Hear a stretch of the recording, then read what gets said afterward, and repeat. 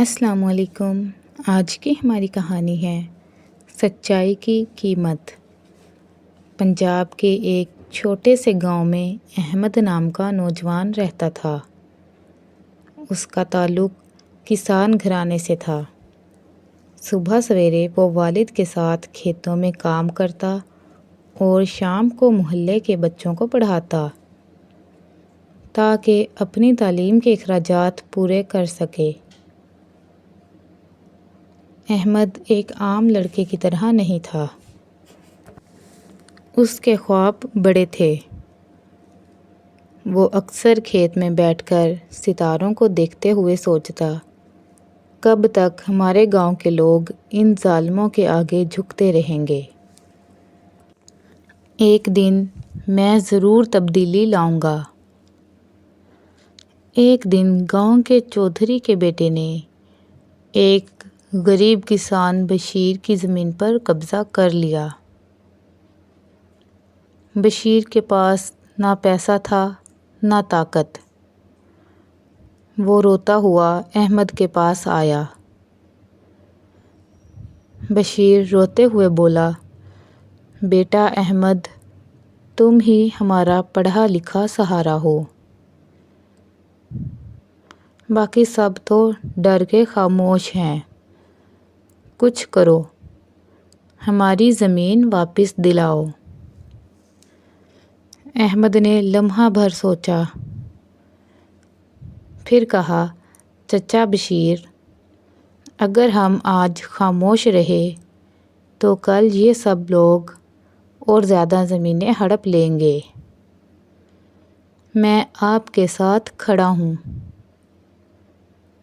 احمد بشیر کو ساتھ لے کر تھانے گیا اور رپورٹ درج کروائی۔ یہ خبر پورے گاؤں میں پھیل گئی۔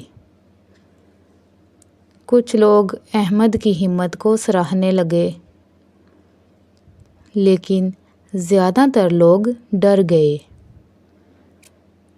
محلے کا ایک بزرگ احمد کو سمجھانے آیا،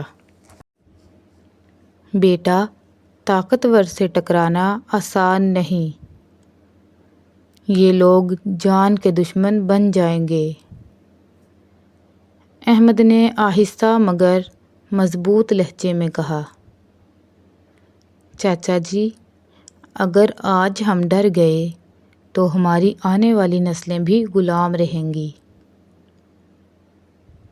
چودھری کے آدمیوں نے احمد کو راستے میں روک کر کہا، سنو لڑکے، یہ تمہارے بس کی بات نہیں۔ اگر جان پیاری ہے تو کیس واپس لے لو۔ احمد نے نظریں جھکا کر نہیں بلکہ سیدھی آنکھوں میں دیکھ کر کہا، سچ کو کوئی طاقت دبانے والی نہیں۔ یہ جملہ سن کر وہ لوگ اور بھڑک گئے۔ احمد کے کئی دوست اس سے دور ہو گئے، حتیٰ کہ گھر والے بھی پریشان تھے۔ ماں رات کو روتی اور کہتی، بیٹا، ہم تیرے بغیر کیسے زندہ رہیں گے؟ چھوڑ دے یہ لڑائی۔ احمد ماں کا ہاتھ پکڑ کر کہتا، ماں، اگر میں جھک گیا تو یہ گاؤں کبھی نہیں اٹھے گا۔ دعا کرو اللہ میرا ساتھ دے۔ کیس عدالت میں پہنچ گیا۔ احمد دن کو کھیتوں میں کام کرتا، شام کو گواہوں کو ڈھونڈتا اور رات کو عدالت کے کاغذات تیار کرتا۔ کئی گاؤں والے گواہی دینے سے گھبرا گئے۔ ایک دن احمد بشیر کو لے کر جج کے سامنے گیا۔ جج نے پوچھا، کیا تمہیں معلوم ہے کہ تم ایک طاقتور خاندان کے خلاف کھڑے ہو؟ احمد نے پرعزم لہجے میں جواب دیا، جناب، طاقتور وہ نہیں جو دوسروں کو دبائے، طاقتور وہ ہے جو کمزور کا سہارا بنے۔ عدالت میں خاموشی چھا گئی۔ چودھری کے آدمیوں نے احمد پر جھوٹے مقدمے درج کروائے، اسے بدنام کرنے کی کوشش کی۔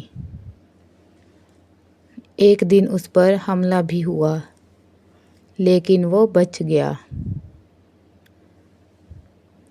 اس وقت احمد نے کہا، میری جان بھی گئی تو کوئی اور کھڑا ہوگا، کیونکہ سچ کبھی نہیں مرتا۔ ماں نے بیٹے کو زخمی حالت میں دیکھا تو روتے ہوئے بولی، اللہ تجھے سلامت رکھے بیٹا، تو ہمارے گاؤں کا فخر ہے۔ 2 سال کی طویل جدوجہد کے بعد عدالت نے فیصلہ دیا کہ زمین اصل مالک بشیر کو واپس کی جائے۔ یہ سن کر گاؤں کے کمزور لوگ خوشی سے جھوم اٹھے۔ بشیر نے احمد کے قدموں کو چھوتے ہوئے کہا، بیٹا، تو نے میرا حق نہیں بلکہ ہماری آنے والی نسلوں کی عزت بچائی ہے۔ پورا گاؤں احمد کے گھر آیا۔ ایک بزرگ نے کہا، بیٹا، تم نے ثابت کیا ہے کہ سچائی کی راہ مشکل ضرور ہے، مگر آخرکار جیت اسی کی ہوتی ہے۔ احمد کی کہانی ہمیں سکھاتی ہے کہ سچائی کے راستے میں مشکلات ضرور آتی ہیں، دھمکیاں ملتی ہیں، قربانیاں دینی پڑتی ہیں، لیکن آخرکار حق ہی غالب آتا ہے۔ شکریہ۔